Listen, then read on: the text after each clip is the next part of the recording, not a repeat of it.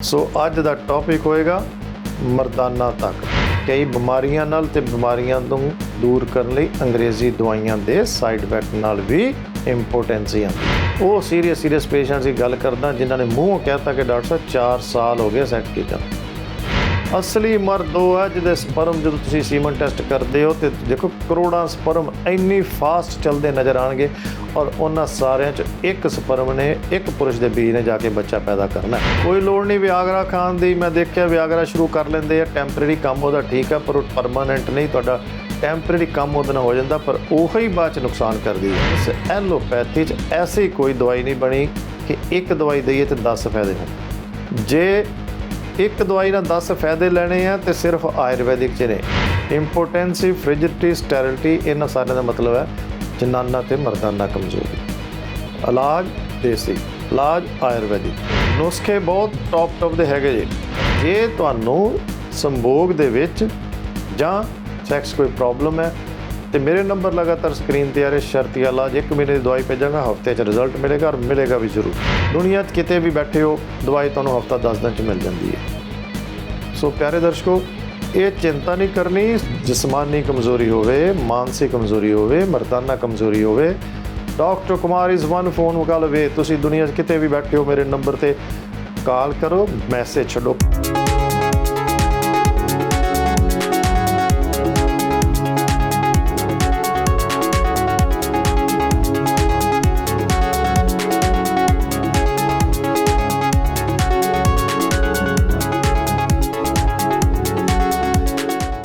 नमस्कार, सत श्री अकाल। मैं हूं डॉक्टर कुमार। आर के होलिस्टिक हर्बल हेल्थ सेंटर च सारे प्यारे दर्शकों का बहुत बहुत स्वागत है। I am in New York, Richmond hill area for the last 30 years. प्यारे दर्शकों, कोई ऐसी बीमारी नहीं जिहदे बारे तुसी मेरा टीवी ते एपीसोड नहीं देखिया। इन्ने लंबे अरसे तो हर पंजाबी चैनल ते तुसी देखते आ रहे हो। और ਬਿਮਾਰੀ ਸਿਰ ਤੋਂ ਲੈ ਕੇ ਪੈਰ ਤੱਕ, ਏ ਤੋਂ ਲੈ ਕੇ ਜ਼ੀ ਤੱਕ ਕੋਈ ਐਸੀ ਨਹੀਂ ਜਿਹਦੇ ਬਾਰੇ ਅਸੀਂ ਟੀਵੀ 'ਤੇ ਐਪੀਸੋਡ ਨਹੀਂ ਕੀਤਾ। ਦੁਨੀਆ ਦੇ ਹਰ ਮੁਲਕ 'ਚ ਬੈਠੇ ਤੁਸੀਂ ਪੰਜਾਬੀ ਚੈਨਲ 'ਤੇ ਮੈਨੂੰ ਦੇਖਦੇ ਹੋ, ਫੇਸਬੁੱਕ 'ਤੇ, ਯੂਟਿਊਬ 'ਤੇ ਦੇਖਦੇ ਹੋ। ਪਰ ਕੀ ਕਰਾਂ, ਤੁਹਾਡਾ ਜ਼ਿਆਦਾ ਰਿਸਪੌਂਸ ਮੈਨੂੰ ਆਉਂਦਾ ਮਰਦਾਨਾ ਤਾਕਤ ਬਾਰੇ। ਦਵਾਈ ਭਾਵੇਂ ਅਸੀਂ ਸ਼ੂਗਰ ਦੀ ਭੇਜਦੇ ਹਾਂ, ਬਲੱਡ ਪ੍ਰੈਸ਼ਰ ਦੀ, ਕੋਲੈਸਟਰੋਲ ਦੀ, ਮੋਟਾਪੇ ਦੀ, ਸਕਿਨ ਪ੍ਰੋਬਲਮ ਦੀ, ਕੋਈ ਐਸੀ ਮੈਂ ਦੱਸਿਆ ਬਿਮਾਰੀ ਨਹੀਂ ਜਿਹਦੇ ਬਾਰੇ ਅਸੀਂ ਦਵਾਈ ਨਹੀਂ ਜਾਂਦੀ। 90% ਤੁਹਾਡੀ ਡਿਮਾਂਡ, ਤੁਹਾਡੇ ਮੈਸੇਜ, ਤੁਹਾਡੇ ਈਮੇਲ, ਤੁਹਾਡਾ ਥੈਂਕ ਯੂ ਮੈਨੂੰ ਬਾਰ-ਬਾਰ ਇਸ ਟੌਪਿਕ 'ਤੇ ਮਜਬੂਰ ਕਰਦਾ ਟੀਵੀ 'ਤੇ ਗੱਲ ਕਰਨ ਲਈ। ਸੋ ਅੱਜ ਦਾ ਟੌਪਿਕ ਹੋਏਗਾ ਮਰਦਾਨਾ ਤਾਕਤ। ਦੇਖੋ, ਜਿੰਨੀ ਮਰਜ਼ੀ ਕਮਜ਼ੋਰੀ ਹੋਵੇ, ਜਵਾਨ ਤੁਹਾਨੂੰ ਕਰਨ ਦਾ ਠੇਕਾ ਹੁੰਦੇ ਤਾਂ ਤੁਸੀਂ ਸਾਰਿਆਂ ਨੇ ਮੈਨੂੰ ਰਲ ਕੇ, ਲੇਕਿਨ ਨੁਸਖੇ ਬਹੁਤ ਟੌਪ ਦੇ ਹੈਗੇ ਜੀ। ਸਰੀਰਕ ਤਾਕਤ, ਮਾਨਸਿਕ ਤਾਕਤ, ਜਿਸਮਾਨੀ ਤਾਕਤ ਔਰ ਮਰਦਾਨਾ ਤਾਕਤ। ਜੇ ਇਹਦੇ ਨੁਸਖੇ ਹੈ ਤੇ ਸਿਰਫ ਆਯੁਰਵੈਦਿਕ 'ਚ। ਔਰ ਇੰਨੀ ਨੌਲੇਜ ਲੋਕਾਂ ਨੂੰ ਹੋ ਚੁੱਕੀ ਹੈ, ਉਹਨਾਂ ਨੂੰ ਪਤਾ ਲੱਗ ਗਿਆ। ਕਿਉਂ ਐਲੋਪੈਥੀ 'ਚ ਜਾਂ ਫੈਡਰਲ ਕੰਪਨੀਆਂ ਦਵਾਈਆਂ ਵੇਚਣ ਲਈ ਕੋਈ ਨਾ ਕੋਈ ਨਵੀਂ ਗੱਲ ਕਰਦੇ, ਪਰ ਦੀਜ਼ ਆਰ ਸਿੰਥੈਟਿਕ ਪ੍ਰੈਪਰੇਸ਼ਨਸ, ਕਿਉਂਕਿ ਉਹਨਾਂ ਦੇ ਸਾਈਡ ਇਫੈਕਟ ਹੁੰਦੇ ਆ। ਸੱਚ ਪੁੱਛੋ ਤੇ ਇਹਨਾਂ ਚੀਜ਼ਾਂ ਦੀ ਲੋੜ ਹੀ ਨਹੀਂ ਪੈਂਦੀ ਜੇ ਤੁਸੀਂ ਆਪਣੇ ਸਰੀਰ ਨੂੰ ਤੰਦਰੁਸਤ ਆਪ ਰੱਖਿਆ ਹੋਵੇ। ਕਿਉਂਕਿ ਆਯੁਰਵੇਦ ਦਾ ਸਿਧਾਂਤ ਹੈ, ਠੀਕ ਹੈ, ਵਾਤਜ, ਪਿਤਜ, ਕਫਜ ਸਰੀਰ ਹੁੰਦਾ, ਰਸ, ਰਕਤ, ਮਾਸ, ਮੇਦ, ਅਸਥੀ, ਮੱਝਾ, ਸ਼ੁਕਰ, 7 ਧਾਤੂਆਂ ਦੀ। ਸ਼ੁਕਰ 7ਵੀਂ ਧਾਤੂ ਹੈ, ਜਿਹਨੂੰ ਪੰਜਾਬੀ 'ਚ ਤੁਸੀਂ ਸ਼ੁਕਰ ਕਹਿ ਦਿੰਦੇ, ਹਿੰਦੀ 'ਚ ਔਰ ਇੰਗਲਿਸ਼ 'ਚ ਅਸੀਂ ਇਹਨੂੰ ਸੀਮਨ ਕਹਿ ਦਿੰਦੇ ਹਾਂ, ਵੀਰਜ ਕਹਿ ਦਿੰਦੇ ਹਾਂ। ਇਹ ਇਨਸਾਨ ਦੇ ਅੰਦਰ ਆਪਣੇ ਆਪ ਬਣ ਰਿਹਾ ਹੁੰਦਾ। ਜਦੋਂ ਤੁਸੀਂ ਸਮਝੋ ਵਾਲ ਆਉਣ ਲੱਗ ਗਏ, ਦਾੜੀ ਆਉਣ ਲੱਗ ਗਈ, ਸਮਝੋ ਵੀ ਟੈਸਟੋਸਟੀਰੋਨ ਲੈਵਲ ਤੁਹਾਡਾ ਕੰਮ ਕਰਨਾ ਸ਼ੁਰੂ ਹੋ ਗਿਆ। ਹਰ ਇੱਕ ਦੇ, ਲੇਡੀਜ਼ ਦੇ ਵਿੱਚ ਵੀ ਹੁੰਦਾ, ਲੇਡੀਜ਼ ਘੱਟ ਹੁੰਦਾ, ਆਦਮੀਆਂ 'ਚ ਜ਼ਿਆਦਾ ਹੁੰਦਾ। ਲੇਕਿਨ ਇਹਦੀ ਕਮਜ਼ੋਰੀ ਕਰਕੇ ਨਾਮਰਦਾਨਗੀ ਆ ਜਾਂਦੀ ਹੈ। ਉਮਰ ਦੇ ਹਿਸਾਬ ਨਾਲ ਫਰਕ ਪੈਂਦਾ, ਠੀਕ ਹੈ। 50 ਸਾਲ ਤੋਂ ਬਾਅਦ ਫਰਕ ਪੈਣਾ ਸ਼ੁਰੂ ਹੋਵੇ ਫਿਰ ਤਾਂ ਕਹੀਏ ਵੀ ਚਲੋ ਨਾਮਰਦਾਨਗੀ ਆਉਣ ਦੇ ਚਾਂਸਿਸ ਹੈ। ਪਰ ਅੱਜ ਕੱਲ੍ਹ ਤਾਂ 90% ਆਮ ਜਵਾਨਾਂ ਦਾ ਇਹ ਹਾਲ ਹੈ। ਪਤਾ ਨਹੀਂ ਉਹਨਾਂ ਨੇ ਕਿਉਂ ਇੰਨਾ ਇਹ ਕਮਜ਼ੋਰੀਆਂ ਆ ਗਈਆਂ। ਜਾਂ ਤਾਂ ਨਸ਼ਿਆਂ ਨੇ ਬਰਬਾਦ ਕੀਤਾ, ਚਿੰਤਾ ਫਿਕਰ ਨੇ ਬਰਬਾਦ ਕੀਤਾ, ਬਹੁਤੀ ਤਰ੍ਹਾਂ ਦੇ ਕਈ ਬਿਮਾਰੀਆਂ ਨਾਲ ਤੇ ਬਿਮਾਰੀਆਂ ਤੋਂ ਦੂਰ ਕਰਨ ਲਈ ਅੰਗਰੇਜ਼ੀ ਦਵਾਈਆਂ ਦੇ ਸਾਈਡ ਇਫੈਕਟ ਨਾਲ ਵੀ ਇੰਪੋਟੈਂਸੀ ਆਉਂਦੀ ਹੈ। ਅੰਗਰੇਜ਼ੀ ਦਵਾਈਆਂ ਬਹੁਤੀਆਂ ਖਾਣ ਦੀ ਲੋੜ ਨਹੀਂ, ਵਿਆਗਰਾ ਸਿਆਲਿਸ ਲੁਟਰਾ ਖਾਣ ਦੀ ਲੋੜ ਨਹੀਂ, ਉਹਨਾਂ ਦੇ ਸਾਈਡ ਇਫੈਕਟ ਹੈ। ਉਹ ਬਜ਼ੁਰਗਾਂ ਲਈ ਠੀਕ ਹੈ, ਜਿਹੜੇ ਵਿਚਾਰੇ 60-70 ਸਾਲ ਦੀ ਉਮਰ ਦੇ ਵਿੱਚ ਆ, ਠੀਕ ਆ ਖਾ ਲੈਣ, ਪਰ ਉਹਨੂੰ ਵੀ ਜੇ ਅਸੀਂ ਹਰ ਐਪੀਸੋਡ 'ਚ ਕੀਤਾ ਵੀ ਆਦਮੀ ਕਦੀ ਬੁੱਢਾ ਨਹੀਂ ਹੁੰਦਾ, ਕਾਰਨ ਕੀ ਹੈ ਕਿ ਇਹ ਚੀਜ਼ਾਂ ਆਮ ਬੰਦਾ ਵੈਸੇ ਖਾਣ ਲੱਗ ਜਾਂਦਾ, ਉਹਨੂੰ ਇਸ ਕਰਕੇ ਖਾਂਦੇ 40-50 ਸਾਲ ਦੇ ਲੋਕ ਤਾਂ ਚਲੋ ਇਸ ਕਰਕੇ ਲਗਾਤਾਰ ਖਾਂਦੇ ਰਹਿੰਦੇ ਆ ਕਿ ਕਦੀ ਇਸ ਨਾਮਰਦਾਨਗੀ ਨਾ ਆਏ, ਇੰਪੋਟੈਂਸੀ ਨਾ ਆਵੇ, ਇਮਿਊਨ ਸਿਸਟਮ ਠੀਕ ਰਵੇ। ਉਹ ਦਵਾਈ ਸਮਝ ਕੇ ਨਹੀਂ, ਮਠਿਆਈ ਸਮਝ ਕੇ, ਅੰਮ੍ਰਿਤ ਸਮਝ ਕੇ ਖਾਂਦੇ ਆ। ਸਾਰਿਆਂ ਨੂੰ ਪਤਾ ਵੀ ਸ਼ਤਾਵਰ, ਅਸਗੰਧ, ਸਫੇਦ ਮੁਸਲੀ, ਕਾਲੀ ਮੁਸਲੀ, ਸਾਲਮ ਮਿਸ਼ਰੀ, ਸਾਲਮ ਪੰਜਾ, ਅਬਰਕ ਪਸਮ, ਲੋ ਪਸ਼ਮ, ਸਵਰਨ ਪਸਮ, ਜੇ ਪਿਓਰ ਚੀਜ਼ਾਂ ਮਿਲਣ। ਅਸ਼ਵਗੰਧਾ ਨੂੰ ਐਵੇਂ ਨਹੀਂ ਕਹਿੰਦੇ ਇੰਡੀਅਨ ਜੈਨਸੈਂਗ, ਮਿਦੇਨੀਆ ਸੋਮਨੀਫੇਰਾ, ਇਟ ਇਜ਼ ਐਫਰੋਡਾਇਸਿਕ। ਮੈਂ ਹਰ ਐਪੀਸੋਡ 'ਚ ਤੁਹਾਡੀ ਨੌਲੇਜ ਵਧਾਈ ਹੈ, ਭਾਵੇਂ ਮੈਂ ਐਪੀਸੋਡ ਬਲੱਡ ਪ੍ਰੈਸ਼ਰ 'ਤੇ ਕੀਤਾ, ਭਾਵੇਂ ਸ਼ੂਗਰ 'ਤੇ, ਭਾਵੇਂ ਕੋਲੈਸਟਰੋਲ 'ਤੇ, ਭਾਵੇਂ ਮੋਟਾਪੇ 'ਤੇ, ਭਾਵੇਂ ਅਰਥਰਾਈਟਸ 'ਤੇ, ਭਾਵੇਂ ਮੈਂਟਲ ਪ੍ਰੋਬਲਮਸ 'ਤੇ, ਨਰਵਸ ਸਿਸਟਮ 'ਤੇ, ਨਿਊਰੋਲੋਜੀਕਲ ਡਿਸਆਰਡਰਸ 'ਤੇ, ਸਕੈਲਟਲ ਸਿਸਟਮ 'ਤੇ, ਰੈਸਪੀਰੇਟਰੀ ਸਿਸਟਮ 'ਤੇ, ਡਾਈਜੈਸਟਿਵ ਸਿਸਟਮ 'ਤੇ, ਰਿਪਰੋਡਕਟਿਵ ਸਿਸਟਮ 'ਤੇ, ਕਾਰਡੀਓਵਾਸਕੂਲਰ ਸਿਸਟਮ 'ਤੇ। ਹਰ ਐਪੀਸੋਡ ਦੇ ਵਿੱਚ ਮੈਂ ਇੰਨਾ ਜ਼ਰੂਰ ਤੁਹਾਨੂੰ ਯਾਦ ਹੋਏਗਾ, ਦੱਸ ਕੇ ਥੱਕ ਗਿਆ ਕਿ ਬਲੱਡ ਪ੍ਰੈਸ਼ਰ ਦੀ ਦਵਾਈ ਦੇਈਏ ਤਾਂ ਵੀ ਸੈਕਸ ਵੱਲ ਫਾਇਦਾ, ਕਿਉਂ ਕਿ ਉਹਦੇ 'ਚ ਨਾਲ ਬਲੱਡ ਪ੍ਰੈਸ਼ਰ ਨੂੰ ਠੀਕ ਕਰਨ ਲਈ ਕੌਂਚ ਬੀਜ ਵੀ ਠੀਕ ਹੈ, ਗੋਕਸ਼ਰ ਵੀ ਠੀਕ ਹੈ, ਪੁਨਰਨਵਾ ਵੀ ਠੀਕ ਹੈ, ਅਸ਼ਵਗੰਧਾ ਵੀ ਠੀਕ ਹੈ। ਔਰ ਮਜ਼ੇਦਾਰ ਗੱਲ ਹੈ, ਇਹ ਬਲੱਡ ਪ੍ਰੈਸ਼ਰ ਵੱਲ ਤਾਂ ਫਾਇਦਾ ਕਰ ਰਹੇ, ਨਾਲੇ ਮੈਮਰੀ ਠੀਕ ਕਰ ਰਹੇ, ਨਾਲੇ ਸੈਕਸ ਵੱਲ ਫਾਇਦਾ। ਪਰ ਮਾਡਰਨ ਸਾਇੰਸ ਐਲੋਪੈਥੀ 'ਚ ਐਸੀ ਕੋਈ ਦਵਾਈ ਨਹੀਂ ਬਣੀ ਕਿ ਇੱਕ ਦਵਾਈ ਦਈਏ ਤੇ 10 ਫਾਇਦੇ ਹੋਣ। ਜੇ ਇੱਕ ਦਵਾਈ ਨਾਲ 10 ਫਾਇਦੇ ਲੈਣੇ ਆ ਤੇ ਸਿਰਫ ਆਯੁਰਵੈਦਿਕ 'ਚ ਨੇ। ਐਲੋਪੈਥੀ 'ਚ ਠੀਕ ਹੈ, ਬਲੱਡ ਪ੍ਰੈਸ਼ਰ ਦੀ ਗੋਲੀ ਦੇ ਦਿੱਤੀ, ਸਾਰੀ ਉਮਰ ਖਾਈ ਜਾਓ, ਐਮਲੋਡਿਪਿਨ ਖਾਈ ਜਾਓ, ਲਾਈਸੋਨੋਪ੍ਰਿਲ ਖਾਈ ਜਾਓ, ਲਾਈਸਿਨੋਪ੍ਰਿਲ ਖਾਈ ਜਾਓ, ਲੋਸਾਰਟਿਨ ਖਾਈ ਜਾਓ, ਕਾਮਨ ਨਾਮ ਹੀ ਮੇਰੇ ਦਿਮਾਗ 'ਚ ਆਉਂਦੇ, ਨਾਮ ਤੇ ਬੜੇ ਹੋਰ ਵੀ ਹੈਗੇ। ਐਟੀਨੋਲੋਲ ਖਾ ਲਓ, ਪ੍ਰੋਪੈਨੋਲੋਲ ਖਾ ਲਓ। ਇਸੇ ਤਰ੍ਹਾਂ ਜੇ ਸ਼ੂਗਰ ਹੈ ਤੇ ਬਲੱਡ ਪ੍ਰੈਸ਼ਰ ਦੀ ਤਰ੍ਹਾਂ ਸ਼ੂਗਰ ਦੀ ਦਵਾਈ ਵੀ ਮੈਟਫੋਰਮਿਨ ਖਾ ਲਈ, ਐਕਟੋਸ ਖਾ ਲਈ, ਜਨੀਵੀਆ ਖਾ ਲਈ, ਜੈਨਮਿਟ ਖਾ ਲਈ, ਨਹੀਂ ਠੀਕ ਹੋਈ ਤੇ ਇਨਸੂਲਿਨ ਲਵਾ ਲਈ। ਇਸੇ ਤਰ੍ਹਾਂ ਹੀ ਜੇ ਕੋਲੈਸਟਰੋਲ ਤੇ ਐਟਰੋਵਾਸਟਾਟਿਨ, ਸਿਮੇਵਾਸਟਾਟਿਨ, ਲਿਪੀਟੋਰ, ਜ਼ੋਕੋਰ, ਕ੍ਰਿਸਟੋਰ, ਫੀਨੋਫਾਈਬਰੇਟ, ਇਹ ਦਵਾਈਆਂ ਜਿੰਨੇ ਮੈਂ ਨਾਮ ਲਿੱਤੇ ਆ, ਤੁਹਾਨੂੰ ਇੱਕ ਤਾਂ ਸ਼ੁਰੂ ਕਰ ਲਈ ਤੇ ਸਾਰੀ ਉਮਰ ਖਾਣੀ। ਔਰ ਇਹਨਾਂ ਸਾਰੀਆਂ ਦਵਾਈਆਂ ਦੇ ਨਾਲ ਸੈਕਸ ਡਾਊਨ। ਕਾਰਨ ਕੀ ਕਿ ਲਿੰਗ ਤੇ ਬਲੱਡ ਸਪਲਾਈ ਨਹੀਂ ਜਾਂਦੀ। ਫਿਰ ਮੇਰੇ ਕੋਲ ਉਹੀ ਬੋਲਿਆ ਜਾਣਾ ਕਿ these medicines don't let the blood supply go to corpora cavernous and corpora spongiosa, those are the penile tissues where the blood supply is needed for erection। Punjabi 'ਚ ਉਹਦਾ ਮਤਲਬ ਹੈ ਕਿ ਇਹ ਦਵਾਈਆਂ ਲਿੰਗ ਤੇ ਬਲੱਡ ਸਪਲਾਈ ਨਹੀਂ ਜਾਣ ਦਿੰਦੀਆਂ, ਜਿਹਦੇ ਕਰਕੇ ਸਟੈਂਡਿੰਗ ਪਾਵਰ ਘਟ ਜਾਂਦੀ ਹੈ। ਨਹੀਂ ਤੇ ਆਮ ਦੇਖੋ ਵਿਆਹ ਤੋਂ ਬਾਅਦ ਤੇ ਚਲੋ ਕੀ ਆ, 40-40, 50-50 ਸਾਲ ਤੱਕ ਬੰਦੇ ਕਦੀ ਕਮਜ਼ੋਰੀ ਨਹੀਂ ਸੀ ਆਈ। ਅੱਜ ਕੱਲ੍ਹ ਯੰਗ ਮੁੰਡਿਆਂ ਨੂੰ ਸਭ ਤੋਂ ਵੱਡੀ ਪ੍ਰੋਬਲਮ ਹੈ ਜੀ, ਵਿਆਹ ਤੋਂ ਕੀ ਹਾਲ ਹੋਏਗਾ। ਵਿਆਹ ਤੋਂ ਪਹਿਲਾਂ ਫਿਰ ਕਾਲ ਕਰਦੇ ਆ ਜੀ, ਹੁਣ ਇੰਡੀਆ ਜਾਣਾ ਜੀ, ਜਰਾ ਦੱਸੋ ਕੁਛ। ਕਾਰਨ ਇਹ ਹੈ ਕਿ ਪਹਿਲਾਂ ਹੀ ਤੁਸੀਂ ਇਸ ਚੀਜ਼ ਨੂੰ ਆਪਣੇ ਆਪ ਕਾਇਮ ਰੱਖੋ। ਜਿਹੜੀ 7ਵੀਂ ਧਾਤੂ ਮੈਂ ਦੱਸੀ ਸੀ, ਸ਼ੁੱਕਰ, ਜਿਹਨੂੰ ਵੀਰਜ ਕਹਿੰਦੇ ਆ। ਕਿਉਂ ਸ਼ੁੱਕਰ ਤੁਹਾਡਾ, ਜਿਹਨਾਂ ਦਾ ਵੀਰਜ ਸਟਰੋਂਗ ਹੈ, ਉਹ ਜਦੋਂ ਮਰਜੀ ਇੱਕ ਵਾਰੀ ਵੀ ਸੰਭੋਗ ਕਰ ਲੈਣ ਤੇ ਔਲਾਦ ਹੋ ਸਕਦੀ ਹੈ। ਉਹ ਵੀ ਜ਼ਮਾਨਾ ਸੀ 80-80 ਸਾਲ ਦੇ ਬੰਦੇ ਇੱਕ ਵਾਰੀ ਸੰਭੋਗ ਕਰ ਲੈਂਦੇ, ਔਲਾਦ ਹੁੰਦੀ। ਅੱਜ ਕੱਲ੍ਹ ਕੀ ਹੈ, ਔਲਾਦ ਜਲਦੀ ਕਿਉਂ ਨਹੀਂ ਹੁੰਦੀ? ਸਪਰਮ ਕਾਊਂਟ ਹੀ ਹੈ ਨਹੀਂ, ਜੇ ਹੈਗੀ ਹੈ ਤੇ ਬਹੁਤ ਘੱਟ, ਟੈਸਟੋਸਟੀਰੋਨ ਲੈਵਲ ਘੱਟ। ਜਿਨ੍ਹਾਂ ਦੇ ਸਪਰਮ ਹੈ ਇੱਦਾਂ ਕਿ ਜੇ ਤੁਸੀਂ ਸੀਮਨ ਟੈਸਟ ਕਰੋ, ਦਿਖਾਇਆ ਜਾਏ ਤੁਹਾਨੂੰ ਖੁਰਦਬੀਨ ਦੇ ਵਿੱਚ, ਤੇ ਸਪਰਮ ਇੱਦਾਂ ਜਿੱਦਾਂ ਡੈਡ ਪਏ ਆ, ਚੱਲ ਹੀ ਨਹੀਂ ਰਹੇ। ਮੋਟਿਲਿਟੀ ਦੇਖਣੀ ਹੈ। ਅਸਲੀ ਮਰਦ ਉਹ ਹੈ ਜਿਹਦੇ ਸਪਰਮ ਜਦੋਂ ਤੁਸੀਂ ਸੀਮਨ ਟੈਸਟ ਕਰਦੇ ਹੋ ਤੇ ਦੇਖੋ ਕਰੋੜਾਂ ਸਪਰਮ ਇੰਨੀ ਫਾਸਟ ਚੱਲਦੇ ਨਜ਼ਰ ਆਉਣਗੇ, ਔਰ ਉਹਨਾਂ ਸਾਰਿਆਂ 'ਚ ਇੱਕ ਸਪਰਮ ਨੇ, ਇੱਕ ਪੁਰਸ਼ ਦੇ ਬੀਜ ਨੇ ਜਾ ਕੇ ਬੱਚਾ ਪੈਦਾ ਕਰਨਾ। 100 to 150 million per cubic centimeter sperm count normal ਹੁੰਦੀ ਹੈ। ਇੱਕ ਡ੍ਰੌਪ ਦੇ ਵਿੱਚ ਸਮਝੋ ਇੰਨੇ ਸਪਰਮ ਹੁੰਦੇ ਆ, ਔਰ ਉਹਨਾਂ 'ਚ ਸਿਰਫ ਇੱਕ ਸਪਰਮ ਨੇ ਐਕਟਿਵ। ਉਹੋ ਹੀ ਬੰਦੇ ਐਕਟਿਵ ਨੇ ਜਿਨ੍ਹਾਂ ਦੀ ਖੁਰਾਕ ਅੱਛੀ ਹੈ, ਜਿਨ੍ਹਾਂ ਕੋਈ ਸਟ੍ਰੈਸ ਨਹੀਂ, ਜਿਨ੍ਹਾਂ ਕੋਈ ਨਸ਼ਿਆਂ ਨਹੀਂ, ਜਾਂ ਜਿਨ੍ਹਾਂ ਨੇ ਕੋਈ ਗਲਤ ਕੰਮਾਂ ਤੋਂ ਛੁਟਕਾਰਾ ਕੀਤਾ, ਗਲਤ ਕੰਮ ਕਰਕੇ ਆਪਣਾ ਵੀਰਜ ਵੇਸਟ ਨਹੀਂ ਕੀਤਾ। ਇਹ ਇੱਕ ਤੁਹਾਡਾ ਮਨੀ ਹੈ, ਇਹਨੂੰ ਮਨੀ ਕਹਿੰਦੇ ਆ। ਜਿੰਨਾ ਮਨੀ ਵੇਸਟ ਕਰੋਗੇ ਓਨਾ ਹੀ ਤੁਹਾਡਾ ਵੀਰਜ ਪਤਲਾ ਹੋਏਗਾ। ਅੱਜ ਕੱਲ੍ਹ ਆਮ ਦੁਨੀਆ ਦਾ ਇਹ ਪ੍ਰੋਬਲਮ ਹੈ ਕਿ ਪਾਣੀ ਵਾਂਗਰ ਵੀਰਜ, ਔਰ ਆਮ ਗੱਲ ਕਰਦੇ ਉਹਨਾਂ ਦਾ ਵੀਰਜ ਨਿਕਲ ਜਾਂਦਾ। ਉਹੀ ਤੁਹਾਡੀ ਉੱਥੇ ਕਮਜ਼ੋਰੀ ਗਿਣੀ ਜਾਂਦੀ ਹੈ। ਪਰ ਤੁਸੀਂ ਸਾਰਿਆਂ ਨੇ ਰਲ ਮਿਲ ਕੇ ਮੇਰੀ ਮਸ਼ਹੂਰੀ ਜ਼ਰੂਰ ਕਰਤੀ ਸੈਕਸ ਸਪੈਸ਼ਲਿਸਟ ਨੂੰ, ਪਰ ਨਾ ਤਾਂ ਮੈਂ ਕੋਈ ਸੈਕਸ ਸਪੈਸ਼ਲਿਸਟ ਹਾਂ।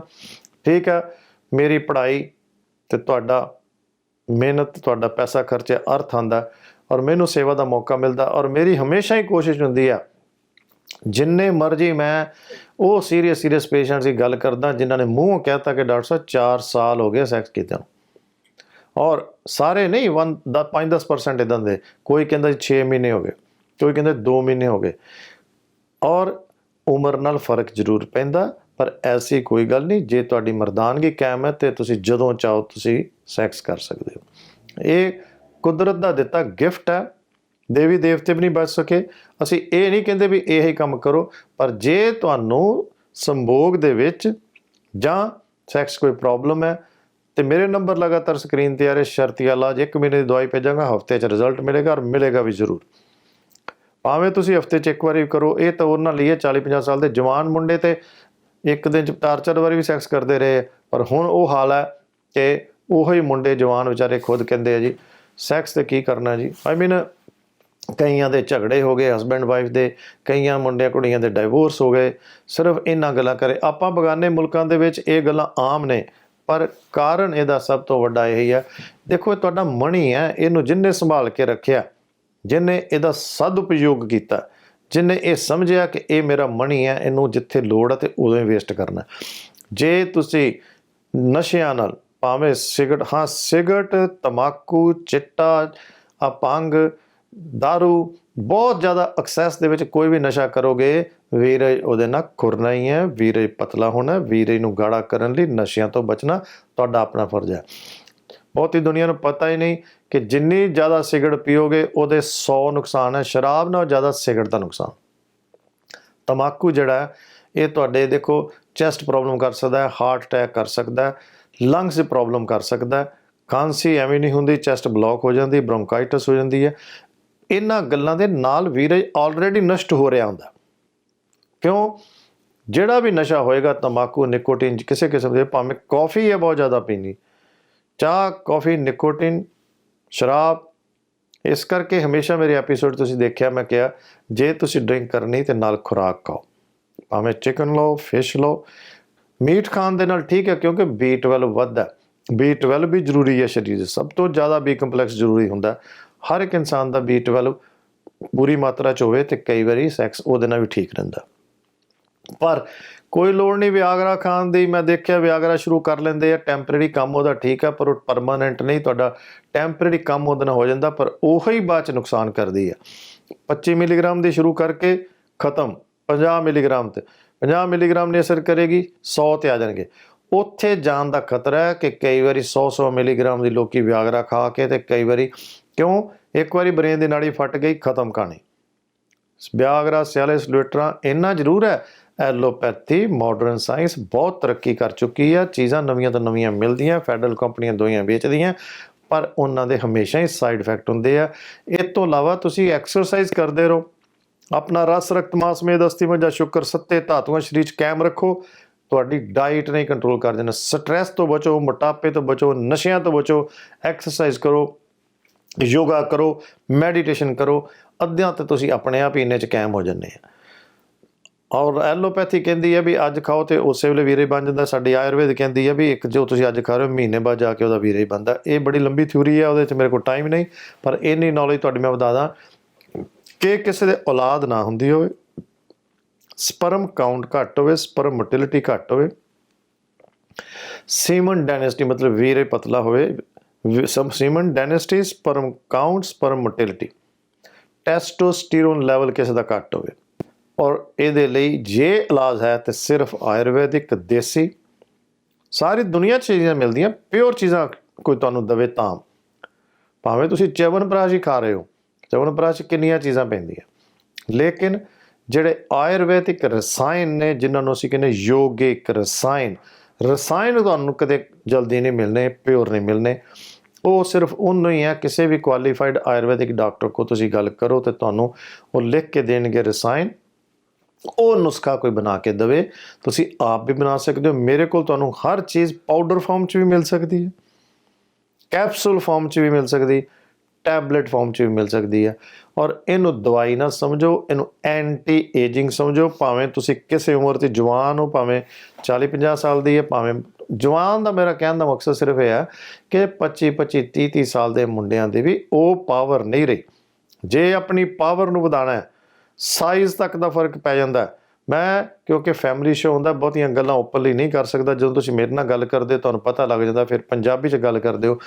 ਮਰਦਾਨਾ ਕਮਜ਼ੋਰੀ ਦੀ ਸ਼ਰਤੀ ਇਲਾਜ ਟੈਸਟੋਸਟੀਰਨ ਲੈਵਲ ਦਾ, ਸਪਰਮ ਕਾਊਂਟ ਦਾ, ਸਪਰਮਿਟੀ ਦਾ, ਸੀਮਨ ਡੈਨਿਸਟੀ ਦਾ ਗਾੜਾ ਕਰਨ ਲਈ ਨਾਈਟ ਫਾਲ, ਨਕਚਰਨਲ ਐਮਿਸ਼ਨ। ਕਈਆਂ ਨੂੰ ਸਪਨਦੋਸ਼ ਬਹੁਤ ਹੁੰਦਾ, ਕਈਆਂ ਨੂੰ ਹਸਤਮੈਥਨ ਦੀ ਬਹੁਤ ਆਦਤ ਹੈ। ਇਹ ਕਈਆਂ ਨੂੰ ਧਾਂਤ ਪੈਂਦੀ। ਧਾਂਤ ਦਾ ਇੱਥੇ ਤੱਕ ਹੈ ਕਿ ਲੈਟਰਿਨ ਬੈਠਦੇ ਆ, ਜਰਾ ਕੁ ਜ਼ੋਰ ਲਾਉਂਦੇ ਪਿਸ਼ਾਬ ਨਾਲ ਵੀਰੇ ਨਿਕਲ ਜਾਂਦਾ, ਜਾਂ ਸੁੱਤੇ ਪਏ ਵੀਰੇ ਨਿਕਲ ਜਾਂਦਾ। ਇਹਨਾਂ ਚੀਜ਼ਾਂ ਨਾਲ ਫਿਰ ਹੌਲੀ ਹੌਲੀ ਕਮਜ਼ੋਰੀ ਆ ਜਾਂਦੀ ਹੈ। ਪਤਾ ਤੁਹਾਨੂੰ ਉਦੋਂ ਲੱਗਦਾ ਲੱਤਾਂ ਖੁੱਸਣ ਲੱਗ ਗਈਆਂ। ਸੰਭੋਗ ਕਰਨ ਤੋਂ ਬਾਅਦ ਜੇ ਲੱਤਾਂ ਖੁੱਸਦੀਆਂ, ਉੱਠਿਆ ਨਹੀਂ ਜਾਂਦਾ, ਦਰਦ, ਇਹਦਾ ਮਤਲਬ ਹੈ ਨਾ ਮਰਦਾਨਗੀ।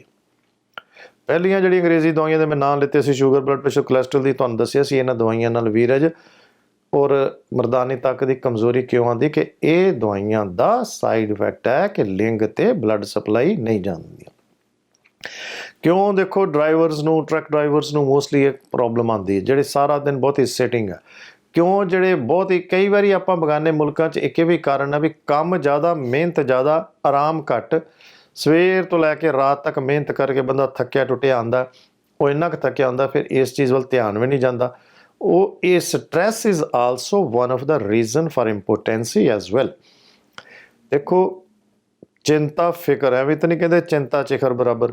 ਚਿੰਤਾ ਜਿਹਨੂੰ ਹੈ ਉਹਦੇ ਨਾਲ ਵੀ ਕਮਜ਼ੋਰੀ ਸੈਕਸ ਦੀ ਆਉਂਦੀ ਹੈ। ਸ਼ੂਗਰ ਨਾਲ ਵੀ, ਬਲੱਡ ਪ੍ਰੈਸ਼ਰ ਨਾਲ ਵੀ, ਕੋਲੈਸਟਰੋਲ ਨਾਲ ਵੀ, ਅਤੇ ਇਹਨਾਂ ਦੀਆਂ ਦਵਾਈਆਂ ਨਾਲ ਵੀ।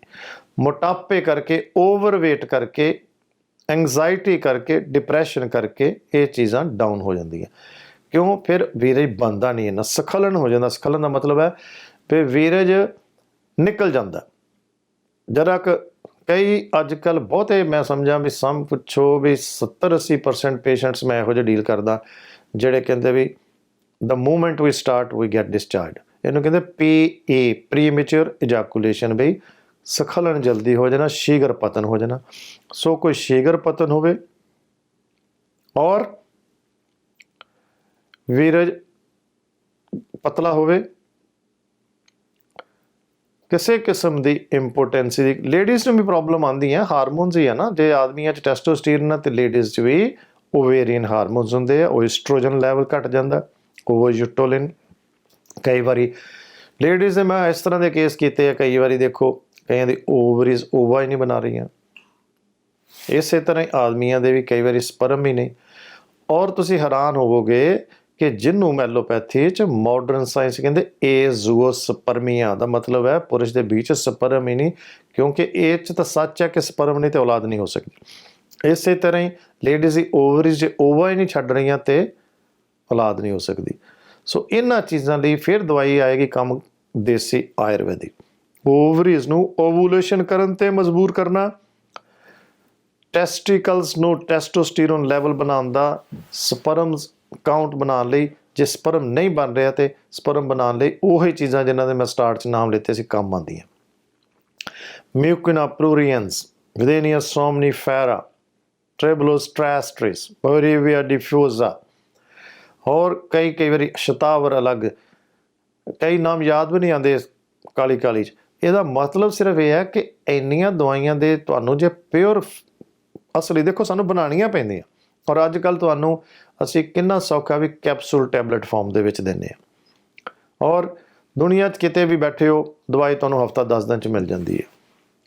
ਸੋ ਪਿਆਰੇ ਦਰਸ਼ਕੋ, ਇਹ ਚਿੰਤਾ ਨਹੀਂ ਕਰਨੀ। ਜਿਸਮਾਨੀ ਕਮਜ਼ੋਰੀ ਹੋਵੇ, ਮਾਨਸਿਕ ਕਮਜ਼ੋਰੀ ਹੋਵੇ, ਮਰਦਾਨਾ ਕਮਜ਼ੋਰੀ ਹੋਵੇ, doctor Kumar is one phone call ਅਵੇ। ਤੁਸੀਂ ਦੁਨੀਆ 'ਚ ਕਿਤੇ ਵੀ ਬੈਠੇ ਹੋ ਮੇਰੇ ਨੰਬਰ 'ਤੇ ਕਾਲ ਕਰੋ, ਮੈਸੇਜ ਛੱਡੋ। ਕਾਲ ਕਰਨਾ ਅਤੇ ਮੈਸੇਜ ਛੱਡਣਾ ਤੁਹਾਡਾ ਫਰਜ਼ ਹੈ। ਕਿਸੇ ਵੇਲੇ ਤੁਹਾਡਾ ਨੰਬਰ ਨਹੀਂ ਮਿਲਦਾ, ਦੁਬਾਰਾ ਕਰ ਲਓ, ਫਿਰ ਨਹੀਂ ਮਿਲਦਾ ਫਿਰ ਕਰ ਲਓ ਦੁਬਾਰਾ। ਦੋਨੇ ਨੰਬਰਾਂ 'ਤੇ ਟਰਾਈ ਕਰੋ। ਔਰ ਨਹੀਂ ਤੇ ਮੈਸੇਜ ਜ਼ਰੂਰ ਛੱਡੋ। ਮੈਸੇਜ ਮਤਲਬ ਟੈਕਸਟ ਮੈਸੇਜ ਛੱਡ ਦਿਓ ਮੇਰੇ ਕੋਲ। ਪੰਜਾਬੀ ਲਿਖੋ, ਹਿੰਦੀ ਲਿਖੋ, ਇੰਗਲਿਸ਼ ਲਿਖੋ, ਸਪੈਨਿਸ਼ ਲਿਖੋ, ਹੈਲੋ ਲਿਖੋ, ਹਾਈ ਲਿਖੋ। ਜਿਹੜਾ ਮੈਸੇਜ ਛੱਡਣਾ ਉਹਦੇ 'ਚ ਸਭ ਤੋਂ ਵਧੀਆ ਤਰੀਕਾ ਜੀ ਮੈਂ ਫਲਾਣਾ ਬੋਲ ਰਿਹਾ, ਫਲਾਣਾ ਮੇਰਾ ਨੰਬਰ ਹੈ, ਮਾੜੇ ਜੀ ਹਿੰਟ ਦੇ ਸਕਦੇ ਹੋ ਵੀ ਐਸੀ ਦੀ ਦਵਾਈ ਮੰਗਾਣੀ, ਨਹੀਂ ਤੇ ਮੈਂ ਤੁਹਾਡੇ ਇਸ਼ਾਰੇ ਤੋਂ ਤੁਹਾਡੇ ਤੋਂ ਸਮਝ ਜਾਂਦਾ ਵੀ ਕਾਹਦੀ ਦਵਾਈ ਹੈ। ਕਿਉਂ? ਜ਼ਿਆਦਾ ਮੇਰੀ ਦਵਾਈ ਜਾਂਦੀ ਹੀ ਇਸੇ ਕੰਮ ਦੀ ਹੈ। ਅਮਰੀਕਾ ਦੀ ਹਰ ਸਟੇਟ 'ਚ, ਕੈਨੇਡਾ ਦੀ ਹਰ ਸਟੇਟ 'ਚ ਡੇਲੀ ਜਾਂਦੀ ਹੈ। ਜਿੰਨਾ ਕੁ ਮੈਂ ਕੰਮ ਕਰ ਸਕਦਾ ਉਹਨਾਂ ਕੀ ਕਰਦਾ। ਕਈ ਵਾਰੀ ਮੈਂ ਅਟੈਂਡ ਵੀ ਜ਼ਿਆਦਾ ਨਹੀਂ ਕਰ ਪਾਸ ਰਹਿੰਦਾ, ਕਿਉਂਕਿ ਬਹੁਤ ਕੰਮ ਕਰ ਲਿਆ। ਮੈਨੂੰ ਸਾਰੀ ਉਮਰ ਕੰਮ ਕਰਦੇ ਨੂੰ ਹੋ ਗਏ, 79 ਤੋਂ ਮੈਂ ਪ੍ਰੈਕਟਿਸ ਕਰ ਰਿਹਾ ਔਰ ਤੁਹਾਡੀ ਸੇਵਾ ਕਰ ਰਿਹਾ। ਇਸ ਕਰਕੇ ਬਹੁਤੇ ਮੇਰੇ ਐਜੂਕੇਟਿਵ ਸ਼ੋਅ ਹੁੰਦੇ ਆ, ਪਰ ਹਾਲਾਂਕਿ ਇੰਗਲਿਸ਼ ਬੋਲਣੀ ਮੇਰੇ ਲਈ ਸੌਖੀ ਹੈ, ਕਿਉਂ ਫਿਰ ਮੈਡੀਕਲ ਟਰਮੀਨੋਲੋਜੀ ਆ ਜਾਂਦੀ ਹੈ। ਸਾਡੇ ਮੀਡੀਆ ਵਾਲੀ ਕਹਿੰਦੇ ਨਹੀਂ ਡਾਕਟਰ ਸਾਹਿਬ ਤੁਸੀਂ ਅੰਗਰੇਜ਼ੀ ਦੇ ਲਫ਼ਜ਼ ਨਾ ਬੋਲੋ, ਪੰਜਾਬੀ ਚੈਨਲ ਹੈ, ਅਤੇ ਫਿਰ ਮੈਨੂੰ ਪੰਜਾਬੀ 'ਚ ਗੱਲ ਕਰਨੀ ਪੈਂਦੀ ਹੈ। ਸੋ ਪਿਆਰੇ ਦਰਸ਼ਕੋ, ਜਿਸਮ ਦੀ ਕੋਈ ਵੀ ਪ੍ਰੋਬਲਮ ਹੈ, ਭਾਵੇਂ ਅਰਥਰਾਈਟਸ ਹੈ ਭਾਵੇਂ ਲੈਰਿੰਜਾਈਟਸ ਹੈ, ਫੈਰਿੰਜਾਈਟਸ ਹੈ, ਟੌਂਸਲਾਈਟਸ ਹੈ, ਅਤੇ ਹਰ ਚੀਜ਼ ਦਾ ਇਲਾਜ ਆਯੁਰਵੈਦਿਕ 'ਚ। ਇਸੇ ਤਰ੍ਹਾਂ ਹੀ ਇੰਪੋਟੈਂਸੀ, ਫ੍ਰਿਜਿਡਿਟੀ, ਸਟੈਰਿਲਿਟੀ, ਇਹਨਾਂ ਸਾਰਿਆਂ ਦਾ ਮਤਲਬ ਹੈ ਜਨਾਨਾ ਅਤੇ ਮਰਦਾਨਾ ਕਮਜ਼ੋਰੀ। ਇਲਾਜ ਦੇਸੀ, ਇਲਾਜ ਆਯੁਰਵੈਦਿਕ। ਆਯੁਰਵੈਦਿਕ ਸਭ ਤੋਂ ਪੁਰਾਣੀ ਸੰਸਥਾ, ਪੁਰਾਣੀ ਪੈਥੀ ਚੱਲਦੀ ਆ ਰਹੀ ਹੈ। ਐਲੋਪੈਥੀ ਬਹੁਤ ਅੱਗੇ ਨਿਕਲ ਗਈ ਹੈ, ਬਹੁਤ ਦਵਾਈਆਂ ਨਵੀਆਂ ਬਣ ਗਈਆਂ, ਪਰ ਪ੍ਰੋਬਲਮ ਇਹ ਹੈ ਕਿ ਉਹਦੇ 'ਚ ਕੋਈ ਪਰਮਾਨੈਂਟ ਇਲਾਜ ਨਹੀਂ ਹੁੰਦਾ, ਟੈਂਪਰੇਰੀ ਇਲਾਜ ਹੁੰਦਾ। ਭਾਵੇਂ ਤੁਸੀਂ ਸਿਆਲਿਸ ਲਿਵਿਟਰਾ ਖਾਂਦੇ, ਜਿਹੜਾ ਕਿ 40-50 ਸਾਲ ਤੋਂ ਥੱਲੇ ਕਦੀ ਵੀ ਕਿਸੇ ਨੂੰ ਖਾਣੀ ਨਹੀਂ ਚਾਹੀਦੀ। ਉਸ ਉਮਰ 'ਚ ਵੈਸੇ ਹੀ ਲੋੜ ਨਹੀਂ ਹੁੰਦੀ। 50 ਸਾਲ ਤੋਂ ਬਾਅਦ ਉਹ ਵੀ ਜੇ ਕਿਸੇ ਦਾ ਬਿਲਕੁਲ ਹੀ ਸਤਿਆਨਾਸ਼ ਹੋ ਚੁੱਕਾ ਤੇ ਉਹ ਖਾ ਲੈਂਦੇ ਆ, ਪਰ ਉਹ ਫਿਰ ਡਿਪੈਂਡੈਂਟ ਹੋ ਜਾਂਦੇ ਵੀ ਖਾਲੀ ਗੋਲੀ ਕੰਮ ਹੋ ਗਿਆ, ਪਰ ਉਹਦਾ ਵੀ ਬਾਅਦ ਦੇ ਵਿੱਚ ਅਸਰ ਖਤਮ ਹੋ ਜਾਂਦਾ।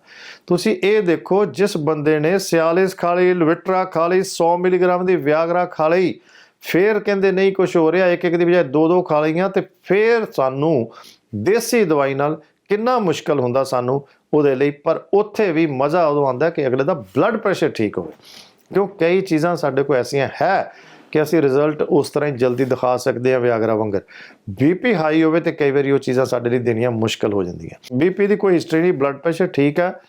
ਜੇ ਫਿਰ ਇੰਨਾ ਹੀ ਆ, ਜੇ ਬਲੱਡ ਪ੍ਰੈਸ਼ਰ ਦੀ ਦਵਾਈ ਫਿਰ ਤੁਸੀਂ ਨਾਲ ਖਾਈ ਜਾਓ, ਜੇ ਪੁਰਾਣੀ ਬਲੱਡ ਪ੍ਰੈਸ਼ਰ ਹੈ। ਕਿਉਂਕਿ ਜਦੋਂ ਦੇਖੋ 90% ਪੇਸ਼ੈਂਟਸ ਮੈਨੂੰ ਕਾਲ ਕਰਦੇ ਜੀ ਬਲੱਡ ਪ੍ਰੈਸ਼ਰ ਵੀ ਹੈ, ਸ਼ੂਗਰ ਵੀ ਹੈ, ਕੋਲੈਸਟਰੋਲ ਵੀ ਹੈ, ਅਖੀਰ ਕਲੀਅਰਲੀ ਕਹਿ ਦਿੰਦੇ ਜੀ ਮਰਦਾਨਾ ਤਾਕਤ ਦੀ ਕਮਜ਼ੋਰੀ ਬਹੁਤ ਹੈ, ਅਤੇ ਤੁਸੀਂ ਉਸੇ ਦੀ ਦਵਾਈ ਭੇਜੋ। ਕਿਉਂਕਿ ਮੈਨੂੰ ਹੁੰਦਾ ਵੀ ਮੇਰੀ ਜਿਹੜੀ ਮਰਦਾਨਾ ਕਮਜ਼ੋਰੀ ਦੀ ਦਵਾਈ ਬੜੀ ਸਪੈਸ਼ਲ ਹੈ, ਉਹ ਪੈਸੇ ਜ਼ਿਆਦਾ ਹੁੰਦੇ ਆ। ਜਿਹੜੀ ਬਲੱਡ ਪ੍ਰੈਸ਼ਰ, ਸ਼ੂਗਰ, ਕੋਲੈਸਟਰੋਲ ਦੀ ਦਵਾਈ ਦੇ ਘੱਟ ਹੁੰਦੇ ਆ। ਇਹ ਨਹੀਂ ਮੈਂ ਚਾਹੁੰਦਾ ਕਿ ਇੰਨੀਆਂ ਦਵਾਈਆਂ ਖਾਓ, ਇੰਨੇ ਪੈਸੇ ਖਰਚੋ। ਖਾਸ ਕਰਕੇ ਮਰਦਾਨਾ ਕਮਜ਼ੋਰੀ ਦਾ ਸਪੈਸ਼ਲ ਨੁਸਖਾ, ਮਹੀਨੇ ਦੀ ਦਵਾਈ ਹਫ਼ਤੇ 'ਚ ਪਤਾ ਲੱਗ ਜਾਂਦਾ, ਜਿੰਨੀ ਮਰਜ਼ੀ ਉਮਰ ਹੋਵੇ। ਭਾਵੇਂ ਮੈਂ ਦੱਸਿਆ ਨਾ, ਮੈਂ ਉਹ ਪੇਸ਼ੈਂਟਸ ਕੀਤੇ ਜਿਨ੍ਹਾਂ ਨੇ ਕਿ 2-2 ਸਾਲ ਹੋ ਗਏ ਜੀ ਸੈਕਸ ਨੇ ਕੀਤਾ, ਅਸੀਂ ਉਹਨਾਂ ਨੂੰ ਕਹਿੰਦਾ ਜੀ ਹਫ਼ਤੇ 'ਚ ਤੁਹਾਨੂੰ ਸਾਡੀ ਕੋਸ਼ਿਸ਼ ਹੋਏਗੀ ਹੋ ਜਾਏ। ਕਾਰਨ ਇਹ ਹੈ ਕਿ ਦਵਾਈ ਜਿੱਦਾਂ ਲਿਖੀ ਖਾਣੀ ਓਨੀ ਤੁਸੀਂ, ਡੋਜ਼ ਤੁਸੀਂ ਜਿੱਦਾਂ ਮੈਂ ਲਿਖੀ ਖਾਣੀ ਤੁਹਾਡਾ ਫਰਜ਼ ਹੈ। ਆਪਣੇ ਲਈ ਖਾਣੀ, ਕੋਈ ਮੇਰੇ ਲਈ ਨਹੀਂ ਖਾਣੀ। ਇਹ ਨਹੀਂ ਵੀ ਪਹਿਲਾਂ ਪੁੱਛਾਂਗੇ ਡਾਕਟਰ ਸਾਹਿਬ 1 ਗੋਲੀ ਖਾਣੀ ਕਿ 2 ਖਾਣੀ, 1 ਟਾਈਮ ਖਾਣੀ ਕਿ 2 ਟਾਈਮ ਖਾਣੀ। ਜਿੰਨੀ ਕਮਜ਼ੋਰੀ ਓਨੀ ਖਾਣੀ ਪੈਣੀ ਹੈ। ਜੇ ਮੈਂ ਤੁਹਾਨੂੰ ਪਿਓਰ ਚੀਜ਼ ਨਾ ਦਿੱਤੀ, ਪੂਰੀ ਖੁਰਾਕ ਨਾ ਦਿੱਤੀ, ਅਸਰ ਕੀ ਹੋਣਾ? ਇਸ ਕਰਕੇ ਉਹ ਤੁਹਾਡੀ ਕਮਜ਼ੋਰੀ ਦੇ ਹਿਸਾਬ ਨਾਲ ਦਵਾਈ ਬਣਾ ਕੇ, ਨੁਸਖਾ ਬਣਾ ਕੇ ਓਨੀ ਡੋਜ਼ ਦੇਣੀ ਪੈਂਦੀ। ਦੂਸਰਾ ਕਿ ਕਈਆਂ ਦਾ ਵੇਟ ਬਹੁਤ ਜ਼ਿਆਦਾ ਹੁੰਦਾ। ਆਮ ਅਸੀਂ 150 ਪਾਉਂਡ ਵੇਟ ਦੇ ਹਿਸਾਬ ਨਾਲ ਕੈਲਕੂਲੇਟ ਕਰਦੇ ਹਾਂ ਡੋਜ਼। ਕਈਆਂ ਦਾ 400-400 ਪਾਉਂਡ, 500 ਪਾਉਂਡ, ਕੁਇੰਟਲ ਤੋਂ ਉੱਪਰ ਵੇਟ ਹੁੰਦਾ, ਓਨੀ ਸਾਨੂੰ ਡੋਜ਼ ਜਾਣਾ ਪੈਂਦੀ। ਫਿਰ ਦੇਖੋ ਜਿੱਦਾਂ ਪਰਜੀ ਭਾਵੇਂ ਡੋਜ਼ ਜ਼ਿਆਦਾ, ਮੈਨੂੰ ਫਿਰ ਉਹਨੇ ਪੈਸਿਆਂ 'ਚ ਡੋਜ਼ ਤੁਹਾਨੂੰ ਮੇਰੇ ਵੱਲੋਂ ਜ਼ਿਆਦਾ ਦੇਣੀ ਪੈਂਦੀ। ਆਪ ਮੈਂ ਘਾਟਾ ਪਾ ਲੈਣਾ, ਪਰ ਤੁਹਾਨੂੰ ਰਿਜ਼ਲਟ ਦਿਖਾਉਣਾ। ਸੋ ਮੇਰਾ ਇਹ ਕਹਿਣ ਦਾ ਮਕਸਦ ਹੈ, ਜਿਸਮਾਨੀ, ਮਾਨਸਿਕ, ਸਰੀਰਕ ਮਰਦਾਨਾ ਕਮਜ਼ੋਰੀ ਕਿਸੇ ਕਿਸਮ ਦੀ ਹੋਵੇ, ਇਲਾਜ ਸ਼ਰਤੀ ਆ ਔਰ ਰਿਜ਼ਲਟ ਬੜੀ ਜਲਦੀ, ਕੈਪਸੂਲ ਟੈਬਲੇਟ ਫਾਰਮ 'ਚ। ਮੈਂ ਇਹ ਦੱਸਿਆ ਭਾਵੇਂ ਮੈਂ ਡਿਪਰੈਸ਼ਨ ਦੀ ਦਵਾਈ ਭੇਜਾਂ, ਉਹਦਾ ਵੀ ਸੈਕਸ ਵੱਲ ਫਾਇਦਾ, ਬਲੱਡ ਪ੍ਰੈਸ਼ਰ ਦੀ ਭੇਜਾਂ, ਉਹਦਾ ਵੀ ਸੈਕਸ ਵੱਲ ਫਾਇਦਾ, ਸ਼ੂਗਰ ਦੀ ਭੇਜਾਂ, ਉਹਦਾ ਵੀ ਸੈਕਸ ਵੱਲ। ਉਹ ਕੁਦਰਤੀ, ਕਿਉਂਕਿ ਜੇ ਪਿਓਰ ਆਯੁਰਵੈਦਿਕ ਚੀਜ਼ਾਂ ਕੋਈ ਦਵੇ। ਪਰ ਹਰ ਬੰਦਾ ਜਦੋਂ ਕਹਿੰਦਾ ਸ਼ੂਗਰ, ਬਲੱਡ ਪ੍ਰੈਸ਼ਰ, ਕੋਲੈਸਟਰੋਲ, ਮੋਟਾਪਾ ਵੀ, ਅਰਥਰਾਈਟਸ ਵੀ ਹੈ, 20-25-30 ਦਵਾਈਆਂ ਆਲਰੇਡੀ ਖਾ ਰਹੇ ਹੁੰਦੇ ਆ, ਫਿਰ ਮੈਂ ਕਹਿੰਦਾ let me treat 1 at a time. ਅਸੀਂ ਫਿਰ ਜ਼ਿਆਦਾ ਮੇਰੇ ਕੋਲ ਦਵਾਈ ਮਰਦਾਨਾ ਕਮਜ਼ੋਰੀ ਦੀ ਹੀ ਮੰਗਾਉਂਦੇ ਆ। ਮੇਰਾ ਖਿਆਲ ਟਾਈਮ ਜ਼ਾਸਤ ਨਹੀਂ ਦੇ ਰਿਹਾ, ਆਪਣੇ ਸ਼ਬਦਾਂ ਦੀ ਬਾਣੀ ਨੂੰ ਵਿਰਾਮ ਦਿੰਦਾ। ਤੁਹਾਡੇ ਦੇਖਣ ਤੇ ਸੁਣਨ ਵਾਲਿਆਂ ਦਾ ਸਾਰਿਆਂ ਦਾ ਥੈਂਕ ਯੂ ਕਰਦਾ। ਤੁਹਾਨੂੰ ਯਾਦ ਕਰਾਂਦਾ ਕਿ ਫੋਨ ਕਰੋ, ਮੈਸੇਜ ਛੱਡੋ, ਕਿਸੇ ਤਰੀਕੇ ਦਾ ਵੀ ਮੈਸੇਜ ਛੱਡੋ, ਪਰ ਜ਼ਰੂਰ ਛੱਡੋ। ਔਰ ਤੁਹਾਡਾ ਸਾਰਾ ਵਨਸ ਅਗੇਨ ਥੈਂਕ ਕਰਦਾ ਹੈ ਤੁਹਾਡਾ ਆਪਣਾ ਡਾਕਟਰ ਕੁਮਾਰ। Thank you.